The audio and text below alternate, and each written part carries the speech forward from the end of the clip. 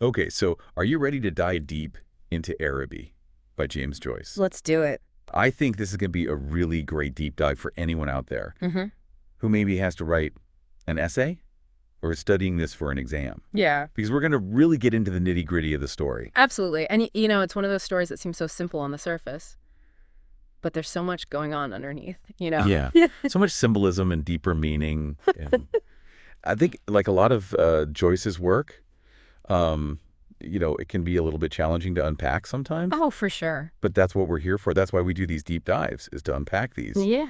these challenging but rewarding pieces of literature. Yeah, and this one is particularly interesting because it's so short, but it packs such a punch. Like it really gets you thinking about some big questions about, Mhm. life and love and disillusionment. Right. Yeah, exactly. Ah. So maybe before we get too far into the analysis, we could just start with a really quick plot summary for anyone who maybe hasn't read the story recently or just needs a little refresher.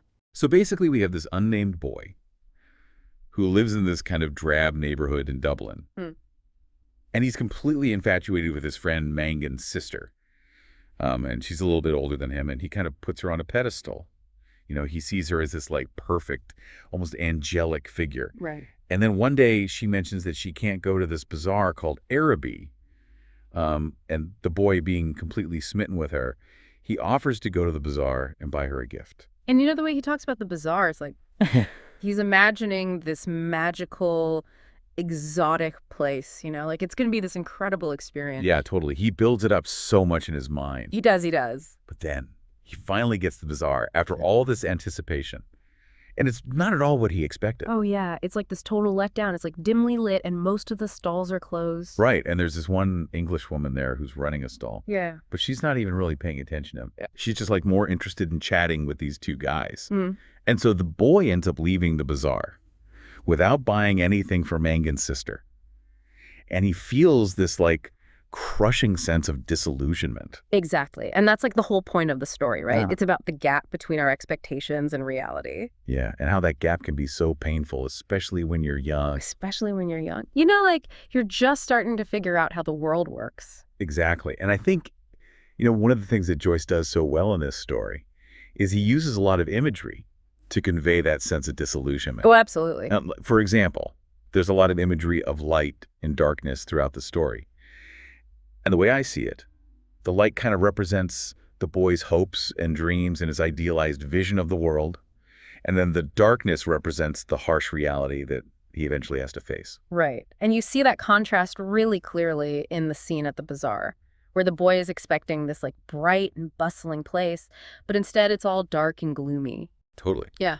And even earlier in the story, there are these hints of darkness that foreshadow the boy's eventual disillusionment. Yeah, like how the street where he lives is described as blind. Right.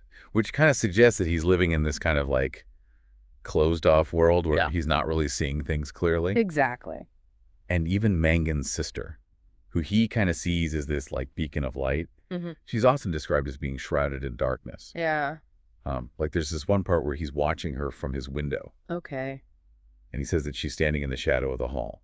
And I think that's really significant because it kind of foreshadows the fact that he's never really going to be able to fully grasp her. Totally. She's always going to be just out of reach. Exactly.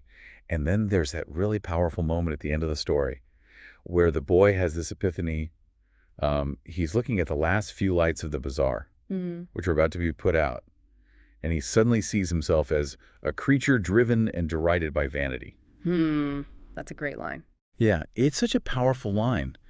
And I think it really captures the boy's sense of disillusionment because he realizes in that moment that his whole quest to the bazaar was based on this kind of Yeah. shallow infatuation with Mangan's sister, Right. and that he was so caught up in his own fantasies that he completely overlooked the reality of the situation. And do you think he actually learns from this experience? Or is this just like the first of many heartbreaks for him? That's a good question. I mean, the ending is definitely ambiguous. It's kind of left up to the reader to decide what happens next. But I personally like to think that the boy does learn something from this experience. I mean, the fact that he has this epiphany at all suggests that he's capable of self-reflection, Right. and that he's starting to see the world in a more nuanced way. Yeah. I think that's a good point. It's not like a happy ending, But it is an ending that suggests some kind of growth. Yeah, exactly. Like it's a bittersweet ending, but it's an ending that feels true to life. Oh. Okay, so we've talked about the symbolism of light and darkness Mm. and the boy's epiphany. But there are a couple of other things that I want to touch on before we wrap up. Mm-hmm. One is Joyce's use of stream of consciousness narration, Oh, yeah. which is something that he's really famous for. And I think it's particularly effective in this story because it really allows us to get inside the boy's head Okay. and experience his thoughts and feelings in a very immediate way. Right. Like we're right there with him as he's Absolutely. going through all this emotional turmoil. Exactly. Like there's this one part where he's on the train to the bazaar and he's just like completely overwhelmed with anxiety. Hmm. He's worried about whether he has enough money for the gift. He's thinking about what he's going to say to Mangan's sister. And he's also just like really aware of all the physical sensations around him, Yeah. like the sound of the train and the smell of the other passengers.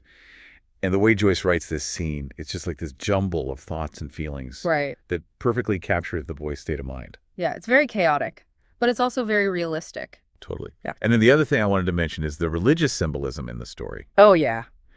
which I think is really interesting Yeah. because it kind of adds another layer of meaning to the boy's infatuation with Mangan's sister. Okay. Like, for example, there's this one part where the boy describes Mangan's sister as a chalice, Uh-huh. which is obviously a religious object. Right. And later on, he compares her to the Virgin Mary. Yeah.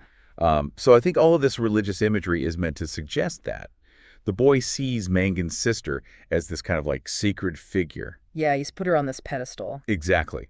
And that just makes his eventual disillusionment even more profound. Right. Because she's not a sacred figure. She's just a girl. Right. And I think that's something that a lot of us can relate to, you know, that experience of having someone that we idolize Mm-hmm. and then realizing that they're actually just human. Yeah. Oh, for sure. Okay, so that was a lot of information, but hopefully gave you a good overview of Araby. Yeah. I think we covered a lot of ground. And if you're studying this story for an exam, Hmm. I would definitely recommend paying close attention to the things that we talked about today.